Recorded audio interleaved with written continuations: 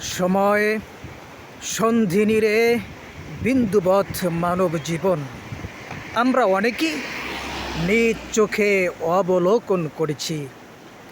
এই নদীপথে কত খড়কুটা ভেসে গেল অচেনা অজানা পথে, সেই মহাসমুদ্রে আর কোনো দিন ফিরে আসলো না।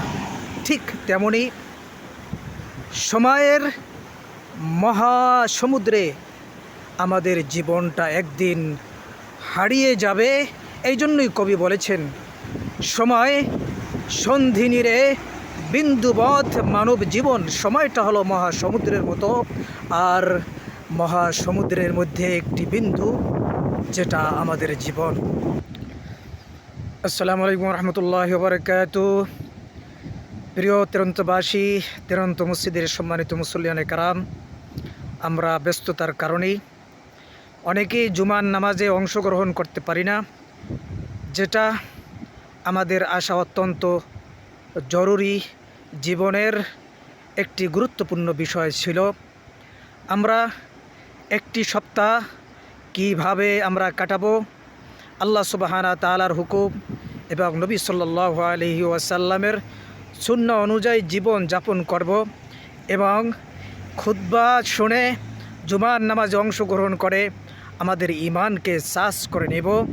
কারণ ঈমান দুর্বল হয়ে যায়, ঈমান এভাবে কাপড়ের মতো পুরানো হয়ে যায়, ময়লাযুক্ত হয়ে যায়, যার কারণে আমাদের ঈমানকে শক্তিশালী করা প্রয়োজন, ঈমানকে পবিত্র করা প্রয়োজন, ঈমানকে এবং আউমেনতারা করা প্রয়োজন।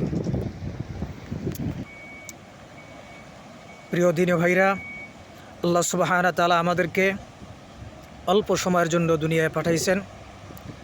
নবী সাল্লাল্লাহু আলাইহি ওয়াসাল্লাম বলেন, আমারু উম্মতি বাইনা সিত্তিন ওয়া সাবঈন ওয়া কুল লাহুম ইয়াজুজু যালিক।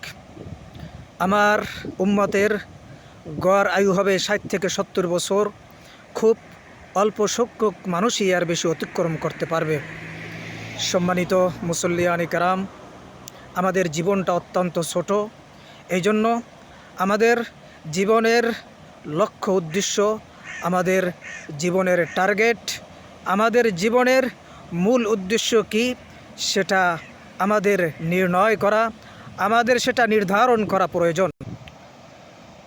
ছোট একটি দোকানের পিছনে, ছোট একটি ঘরের পিছনে, সামান্য কিছু জায়গার জন্য আমার জীবনের গুরুত্বপূর্ণ সময়ের 30 থেকে 40টি বছর ছোট একটি ঘরের জন্য আমি আমার জীবনকে শেষ করে দিলাম।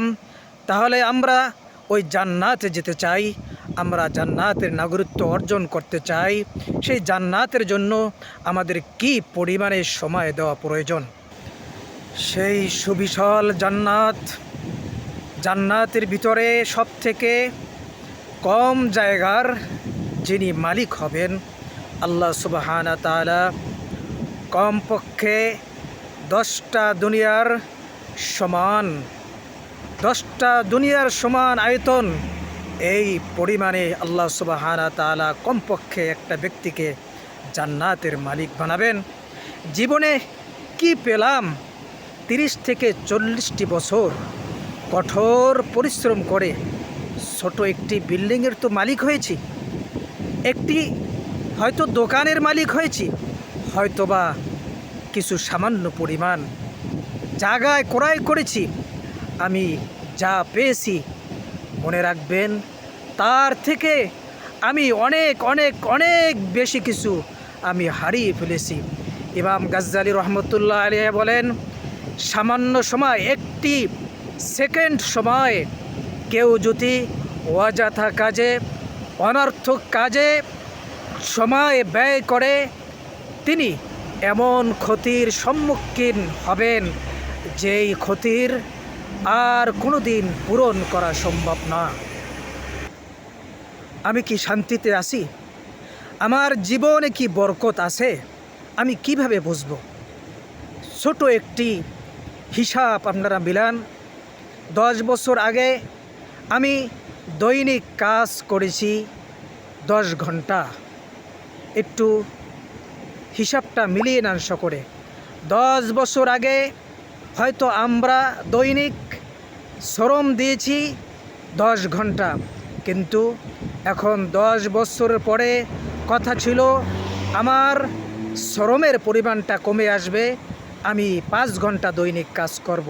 সেখানে দেখা যায় আমাদের জীবনে 10 বছর আগে যেখানে আমি দৈনিক শ্রম দিয়েছি 10 ঘন্টা, সেখানে আমি আজকে বার্ধক্য হয়ে গেছি, বুড়ো হয়ে গেছি।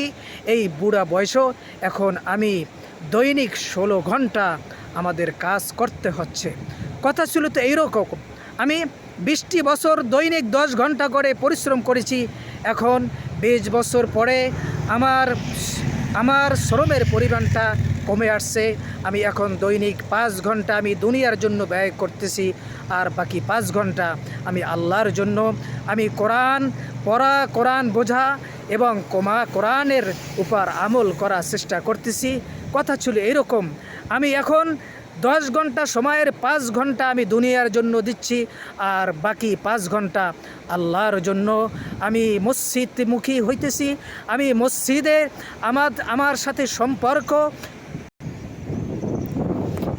আমি কি করলাম জীবনে, আমরা কি করলাম? 30টা বছর কাজ করার পরেও এখনও আমার দুনিয়ার পিছনে এত পরিমাণ সময় আমরা দিচ্ছি, যার কারণে আমাদের মসজিদে আসার সময় নেই, কোরআন পড়ার সময় নেই, কোরআন বোঝার সময় নেই। এটাই আমাদের জীবনের হতভাগ্যের আলামত। নবী সাল্লাল্লাহু আলাইহি ওয়াসাল্লাম বলেন, মানুষ বৃদ্ধ হয় কিন্তু মানুষের মন কিন্তু জোয়ানি থাকে। কলবু শাইখি শাবুন ফিতনাতাইনি তুলুল হায়াতি ওয়া কাসরাতুল মাল। মানুষ বৃদ্ধ হয়, কিন্তু বৃদ্ধ হওয়ার সাথে সাথে তার লম্বা হায়াতের লোভ এবং মালের লোভ এটা জোয়ান হইতে থাকে, আরও বাড়তে থাকে। আমরা যদি বিশ্বাস করি পরকাল আছে তাহলে আছে, আর যদি মনে করি পরকাল নাই তাহলে আর কিছুই করার প্রয়োজন নেই। সম্মানিত মুসল্লিয়ানে কেরাম, আমরা যেটা বলি আমরা সেটা করি না।